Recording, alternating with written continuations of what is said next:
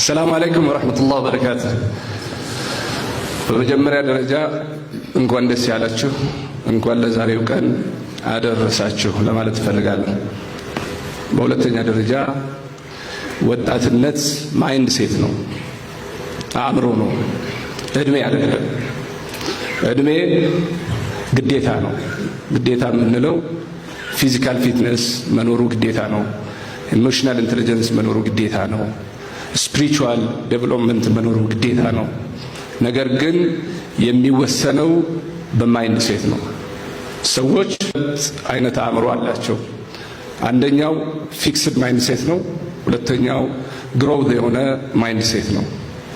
ወጣት እችላለሁ፣ አደርጋለሁ፣ እፈጽማለሁ የሚል ሜንታሊቲ ካለው ያ ወጣት ይባላል ማለት ነው።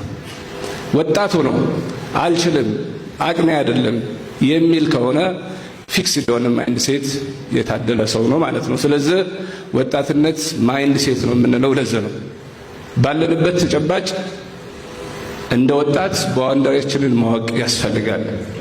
ማንም ሰው ፊዚካል ባውንደሪ ያለው፣ ኢሞሽናል ባውንደሪ ያለው፣ ቨርባል ባውንደሪ ያለው፣ ስፒሪቹዋል ባውንደሪ ያለው።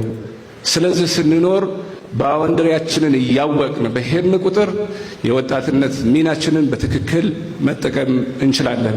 ስለዚህ የመጀመሪያ ደረጃ በዚች ሀገር ውስጥ ስንኖር እንደ ዜጋ እንደ ወጣት ኢኮኖሚካሊ፣ ፖለቲካሊ፣ ሶሻሊ ኢቭን ስፒሪቹዋሊ በሁሉም እንደ ወጣት ከኛ የሚጠበቀውን ሚና ለመወጣት መዘጋጀት ግዴታ ነው።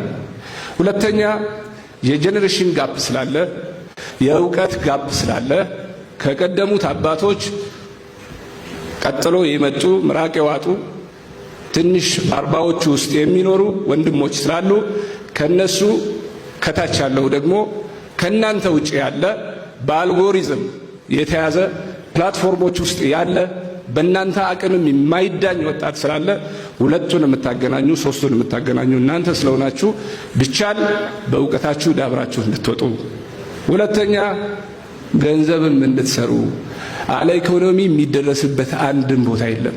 አገርም ማህበረሰብም ዲንም የሚሸጠው አብላጫው ለሆድ ሲባል ነው። ስለዚህ ገንዘብም እውቀትም ማህበራዊ ህይወትም አንድ ላይ መስራቱ ይቀጥላል።